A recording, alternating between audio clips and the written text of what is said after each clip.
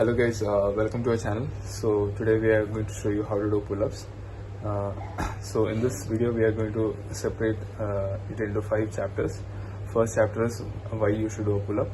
Second, how to do a perfect pull-up. Third is different variations of pull-ups. And fourth is how do normal pull-up differ from this. And fifth is an active demonstration to how to do pull-ups. So now I hand over to Jasim to explain what are the different uses of pull-ups. Okay, so let's start with why you should do a pull-up. To be honest, very good reason to do a pull-up for someone who doesn't go to the gym is you can do it anywhere pretty much. All you need is a bar. You have a bar, and if you're a hostler like us, you have your bunker beds. And if you're not a bunker bed person, then you can go outside. You have the racks where you dry your clothes. There's another bar there, you can use that for a pull-up. So why you should do a pull-up? That's one reason. You can do it pretty much anywhere, and I mean room. You can do it in the college if you go to the washroom, And another reason why, I'll just give you in points. It'll be more easy in points. First reason, you can do it anywhere. Second reason is it's something called a compound exercise. It hits a multi-load of muscles at the same time. You don't have to then go ahead and do a bicep or a forearms later. You do one, you hit all, like pretty much all of them.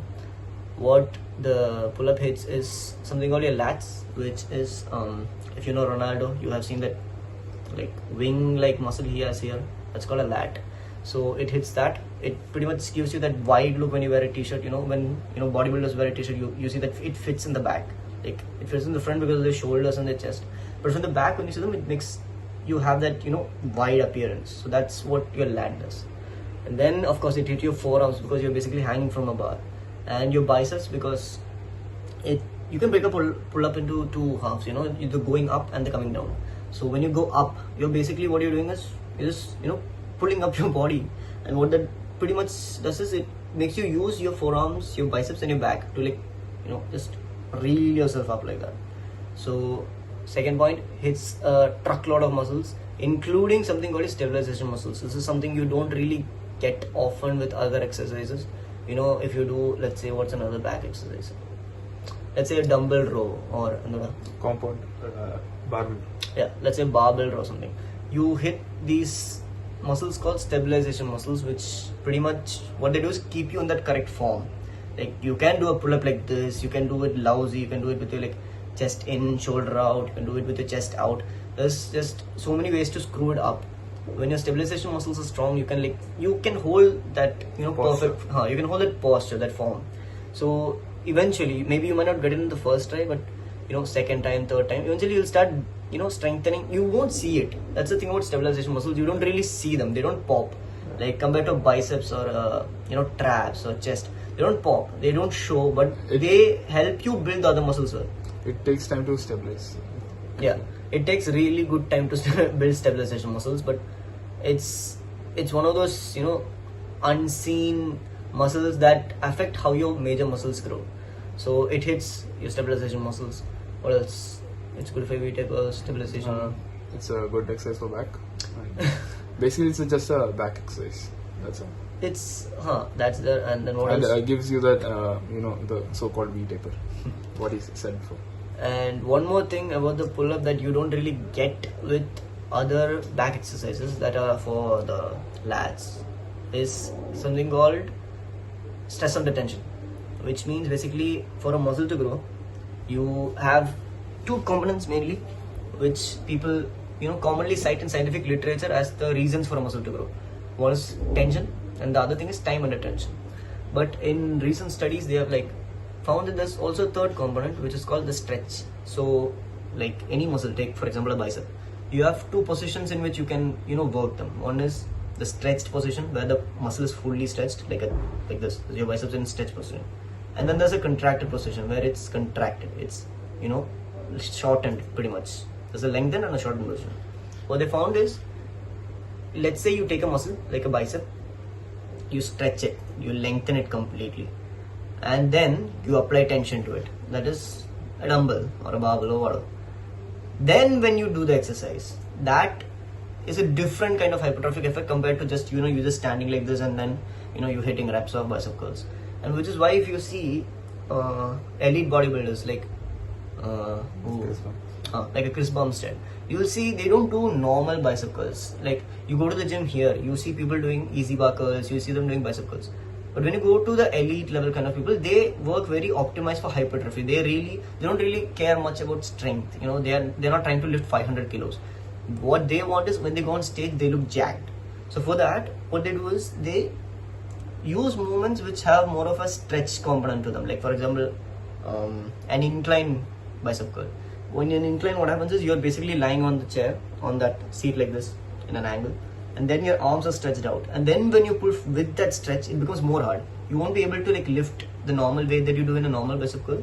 But since you have that stretch component and then the tension on top of that, it pretty much kills your bicep in a way, and then you rebuild it. Actually, the stretch position helps you improve the microfibers while doing the exercise. Yeah, they get really damaged during the process, and when you repair, they build better. So that's what gives you the most size in the biceps. And the bench press of Ronnie Coleman, it's all partial reps. Like you don't move much in the contact position. You move much on the stretched position. That's where you get the more effect. Yeah, that's actually a very good point. I should have said that, sorry, but I'll say it now.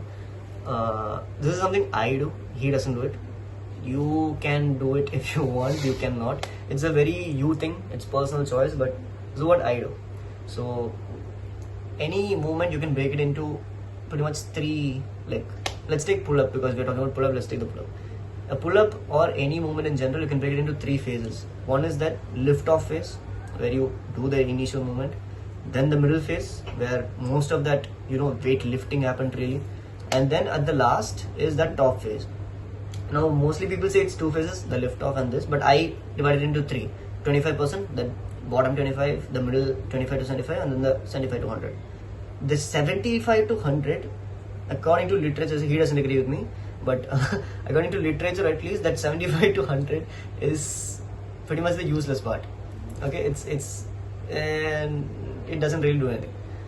That 25 to 75 is really the meat of the moment, and that 0 to 25 is good if you repeat it. But like when you do something called a partial, partial means like you're not doing the whole movement. Like a pull-up is basically what you're hanging and then you come up all the way to here and then you go down slow. That's a pull-up. So the divide would be the hang to that initial tuck, what's called an active hang. That would be the 25. Then that pull till your head pretty much like comes near the bar is 25 to 75. That last bit where you like do this and your chest comes near the bar, that's the last 25. So what science at least says of recent literature is that 25 to 75 part, that is what's actually giving you all the muscle growth. So a few people came up with this concept called a lengthened partial, where your muscle is stretched and you're putting load on it. So a lengthened partial would basically be you repeating the 25 to 75 over and over again. You don't go to the bottom, you don't go to the top. You just come to 25, the acting hang, and then you go up to 75, come back down, 25 to 75, 75 to 25. You just keep repeating that till you're done. So that's one thing you guys can try. I won't recommend it because not a lot of people like it. I like it. You can try it. It's harder than doing the whole movement, because the whole movement you have that that relaxation at the top, you have the relaxation when you're hanging. When you're doing 25 to 75, you're doing pure work. There's no breathing room or anything there. You have to like put all your blood, sweat, everything into it at that time. So try it if you want, and then anything else you want to add. In short words, like the 0 to 75 is a place where the active workout happens. Like the entire microfiber happens, microfractures happens is in that region, and healing up these creates what we want is the hypertrophy. So I think like we need to move to the next session. That is no wait, before that, when you said that, I just remembered something. Here's one last really good reason why you should do a pull-up, which is so you all know fatigue, right? Decision fatigue, all those fatigues. When you work out, there's two types of fatigue. One is localized fatigue and there's systemic fatigue. Localized is that burn that you have in your muscle, like you did a workout and the next day it's like very sore and you feel tired. That's called local fatigue. Now the thing is, there's something else called a systematic fatigue, which is in how to explain this in simple words, it's your willingness to do the next workout. So let's say you did deadlift, you did pull-ups. Like if I say, okay fine, go to squats now, you will be like, no, I can't. What makes you say that is called systematic fatigue. It's basically your body saying, no, I need some time off, my nervous system is drained, I am totally burned out, no, give me some time, I need to recover. That's systemic fatigue. Pull-ups is a movement that compared to other stuff, let's say a row, you do a row and you're exhausted, you do a deadlift and you're exhausted. Pull-ups is a movement that generates comparatively, I'm not saying much less, I'm saying comparatively less systemic fatigue. So in that way, let's say your plan was to do a dumbbell row for your lats, let's say. If you do a dumbbell row and then you go for, let's say, next biceps or let's say chest or triceps, whatever, you're going to be more tired. So why not do something that tires you less but gives you pretty much the same results, and save that extra ounce of energy for something else that you want to focus on. So that's another reason why you can do. Now you move to next one. Okay, so next is different types of pull-ups. So different types of pull-ups, we will be focusing on just two types. One is the normal pull-up and the second one is the chin-ups. So in chin-ups, what we basically do is we just hold our hands in the reverse grip. So in the reverse grip, the basic difference is your biceps gets more activated. Even your lats play a role over there. Your bicep is the main thing that comes into the play. And I've seen a YouTube video where they talk about Olympic gymnastics. So especially where there is ring gymnasm. So in order to keep them upright in the ring, they train their biceps more, which the biceps helps them stabilize the entire movement. So when interviewed to the gymnasts, what they tell is that the chin-ups is the best source for increasing your bicep. The chin-ups is the best bodyweight exercise which can help you improve your bicep, and it's just basically like you keep your hands in reverse grip. So this is the normal grip and this is the reverse grip. So when you keep it in reverse grip, it just basically like tightens your bicep as much as you can. So that's about the variation. And how does pull-up vary from this? It's basically simple, like you just bring in your lats in normal pull-ups, and then chin-ups you improve your bicep. And another variation of pull-ups is the muscle-ups, which is a very hard thing to do. Like if you can do a proper 10 pull-ups properly, I think you can barely do one muscle-up, I guess. It's like basically moving your entire body up. Like you have to pull yourself from the down and pull it all over up till you're above the bar. You have to pull your half of the body above your bar. That's what muscle-up is. That's it. I think you know that. Muscle-up. Okay, so I'll give you guys a couple of tips if you want. You could, of course, go to YouTube and see shorts, but I've done that work for you already. So I'll give you a few tips if you want to perfect your pull-ups, which is, of course, active hang and all that he already covered. And you can maybe like go ahead and see a few shots on what the active hang is. It's basically, he'll of course demonstrate it at the end, but I'll just give you a small tip for you to be able to do it for when he's doing it and you want to copy it. It's basically when your hand is, you come to that hanging state and you do this, right? Before you do that, I want you to just try and think about your shoulders.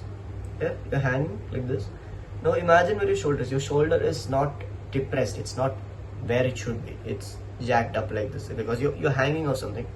Now in this state, if you pull up, your shoulders are pretty much what they call a ball and socket joint, right? So they have a lot of movement possibilities, so they can move in ways that the other joints can't move. So now fine, imagine this is your socket, this is the ball. So when your ball is in the socket and let's say you're hanging, you're pretty much pushing it up like this. It's supposed to be here, you're already sort of like tugging it up like this where you're hanging. Now let's say you pull up, you're gonna your elbow is gonna move like this, and then your shoulder is gonna be like this at the end. So not only are you pushing up something that should not be pushed up like this, you're also gonna tuck it this way. So that's gonna do a lot of damage to shoulder. So to prevent that, before we start, we do this thing called an active hand. Simple way to show it is shoulder. This is your shoulder pretty much when it's tall. You just roll it back and you just depress it. You just hold it where it should be, so that doing the exercise you don't like give up and like you don't do this and then your shoulders like screws up. You hold it in place tight. That's active hand. So another tip I can give you. Another tip is okay, so that's me. Dead hang. That's a dead hang. That's what your shoulder is when it's like this. So you don't want that. You want this. Second thing is your grip. Did you show me the grip? So we have two types of grip. So one is the normal grip. In the normal grip, you just clench your arms in the normal position. So in normal position, what happens is like your entire forearms get activated, like the entire tension. The maximum tension you can get in the forearms is in the normal clenching of your fingers. So like see this, like there is a small contraction here. I don't know whether you're able to recognize the camera. Yeah, but you can try it yourself. Like there is a actually there is actually a very great amount of tension when you keep it in the normal position. And in the easy grip, what happens is like you keep your finger, like the thumb finger, on top of the other fingers like this. And now when you just try to actively press your wrist, not the wrist, like your palm, like the tension has significantly reduced. I'll just show you in a bit, right? See. So let's say, I don't know if the light is fine. Let's normal. Let's very relaxed, right? So this everyone knows this. Like when you're gonna throw a punch or something, you do this. You know what I mean? Yeah. Now, just try this if you want. Just hold your hand out like you're gonna do a punch, like like Salar Prabhas or something. And then what you do is just release one finger and see what happens. You don't have to release all four, nothing. Release one finger and you'll see that you can't really, get that tension. Yeah, you don't feel that force you just had when you just did this. When you did this, maybe it might look the same. Maybe your forearm still looks the same flex, but you won't be able to feel that strength the moment you release this finger. So that's how much importance this one finger plays on, your grip. So now imagine you hold this very tight on the bar and you're pulling. Your hands like this. You are activating your forearms a lot. Naturally, your forearms are going to take over a majority of your, that movement. Your back isn't going to have to take that much load. So to reduce this, what we do is instead of this, we take the forearm, put it here on like what is this, index finger, right? Yeah, you lock it. No, yeah, thumb. You lock it on your index. Yeah, like index. You lock it on your index. So what that does is you can still hold on. Your grip is not going to be affected. It will pretty much be as strong as this. Difference is it's called a false grip because it's not a real grip, but it gives you pretty much all the benefits of that true grip without all that muscle activation of the forearm. So you take your finger, when you grab on the bar, you can maybe you can start out like this if you want, and then when you set up everything, you do the active handing everything, and then you can maybe switch it's just a finger and you just switch like this. Or when you grab on itself, you can like grab on like this. Another tip maybe I'll give you that I just remembered now is, remember I told you length and partial thing, right? Let's say you did the pull-up. He will show you how to do a pull-up later. Let's say you did the pull-up. You're on top. The instinct is to come down very fast, right? Because it's hard. You don't wanna stay there. Your muscles are burning. Instinct is come down. Don't come down very fast. Try your best. I'm not saying slow it to the point where it's like you're letting go, like just like instead of just letting go like this, maybe like let go like this. Like take a 3 seconds. I don't know what rep do you, like what count is 3. I just do it slowly. Yeah, we just do it slowly, but like maybe if you're a beginner, if you're doing this faster, try a 3 second or 4 second like calm release. What the reps does is like, remember I told you that stretch and the tension. It increases your time under tension. The time under which that muscle is facing tension, it increases that. At the same time, when you're releasing slowly, you're slowly pulling your elbow up. And if you see, like if you just raise your arm and see, like you can do this. you'll see that when you do this muscle over here, this is the lat, it gets stretched. So that's what you're looking for, right? You want length and tension. So you lengthen it by letting down slowly. The same way your whole body weight is pretty much on that muscle. You're holding it with that weight. So you release it really slowly, you're lengthening it, and your body weight. So that's the tension. And if that's not enough for you, let's say you're someone who's blessed, unlike us, with good genetics, we are not. Let's say you can, maybe easily at your first attempt wrap out like 10. I don't think people can easily wrap out 10. If they can, they're most probably doing it with bad form. Still, if you're someone who is blessed with good genetics, or like you're really strong by naturally, try to increase the load somehow. Maybe you can keep a dumbbell in between your leg, or if you have that weightlifter's belt or something, you can put that on and put some plates on, up to you. Try to see pull-ups as the same way that you see a bicep curl, because what often people do, it's bodyweight exercise, right? Pull-ups is bodyweight. What people tend to do is they treat it as a repetition exercise compared to a normal workout, like bodybuilding exercise. So difference being is, with a bicep curl, once you can do 15, you won't do 20, 25, 30. You'll take the next dumbbell, you'll take a 7.5, you'll take a 10. But with pull-ups, more commonly what you'll see is people increase the reps. If they can do 10, they'll do 11, then 12, then 20. That I don't really recommend, because see, beyond a certain point, you're not really doing anything. Actually, my people who are in my gym also say the same thing. They ask me like how many pull-ups can you do.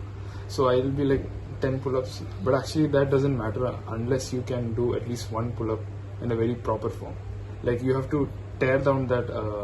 You have to get that maximum out of a single pull-up you can get. Like everybody asks that. Actually, the number of reps doesn't count. Actually, you maybe, I don't know how many of you go to the gym. Like we for a long time worked out in the room, like here, on the bed frame, on the bed frame. But if you go to the gym, you might want to keep an eye out for the people who do pull-ups. You might see people who do 15, 20 pull-ups, but their form might not be right. You might see people who do pull-ups with the proper form, but they can do only like 1 or 2 or maybe 3, 5 max. Actually, I would appreciate the second category. Yeah, we would appreciate the second category, because see, it's what's the purpose of what you're doing? If you just want to lift yourself off the ground, you want to go to the bar, you want to go to, fine, do it however you want. That's not the point, right? The point is, no one wants to stay in the gym for 2 hours. The point is not staying in the gym for 4 hours, 6 hours, 8 hours. Point is, within how much time you have. We all have classes, we all have labs. Within how much time you have, how can you maximally grow your muscles? How can you get stronger, depending on what your goals is? So why not just focus on fundamentals, get that bang for your buck, and then just move on with whatever next you're in. So yeah, that's something I want to add. So this is what you call a wide grip, almost like between 1.5 to 2 times shoulder width. Okay, that's the shoulder width from there to there. So this is 1.5 to 2 times almost. So now what you do is, you hold with that false grip like this, remember? Yeah, hold with the false grip, hold really hard. Now go into a hang, normal hang. Just let your knees loose and you just hang in. Great. Now what he's going to do is called an active hang, which is basically pulling the elbows in. Think of just pulling your elbows in. Whenever I do active hang, yeah, that's called an active hang. It's basically you pulling your elbows in to like activate all that muscle. Let go, normal. Yeah. Now hang, normal hang. Normal hang, active hang. Just, yeah. You see how he just like, come down, over. You see how he just like scooped in his back. You just want to try to mimic that. You don't really need to like think a lot. It's basically hang and then just pull your elbows in and just try to lean back a little, and you'll go into that position. That's called an active hang. Okay. So once you get into that state, like try, maybe like just hang and just keep trying to get that position. When you feel like, okay, yeah, I'm there, you'll feel like your back just lit up. The moment you feel that, take a little rest, try it maybe a couple more times, like try it maybe like 10, 20 times, and you'll get that knack. Once you get the knack of it, then you try to do a pull-up, which, carry. Yeah. Do an active hang, set everything up. False grip, everything. False grip? Yeah. Hang, active hang. Now, go up, come down slowly. slow and controlled. One more. So when you go up, that's gonna hit the muscle already, and then when you come down slowly, it's gonna, you see that muscle stretches here. You see how this muscle stretch here, that lat, that wing like structure I told you about. They really stretch at that part. One more, can you do one more? 1 minute. It really hurts because it's the bar, right? You guys preferably do it in the gym, but since it's the bed bunker, it really hurts. It's like square instead of a circle. Just one more. So yeah, you go up, all concentrated with the active hang, come down, and you see it stretches and it's under load. So that's what gives you that real hypertrophic effect, and that's how you should be doing. I won't say this is how you should do it, but for someone who's chasing aesthetics and not like you don't want to be a power lifter or you don't want to compete in the competition, this is what I would recommend. And now we do the active hang. So just scoop your shoulder and get into the stretch position of your lats. Then pull yourself slowly up, slowly, and there hold yourself and slowly, really slowly come down. Slowly, okay. Just one more. Like pull yourself up, and you see the stretched V taper. Okay, slowly come down. Yeah. Okay, like that. Perfect. And that's you do how you do a pull up for a 1.5 times your chest size.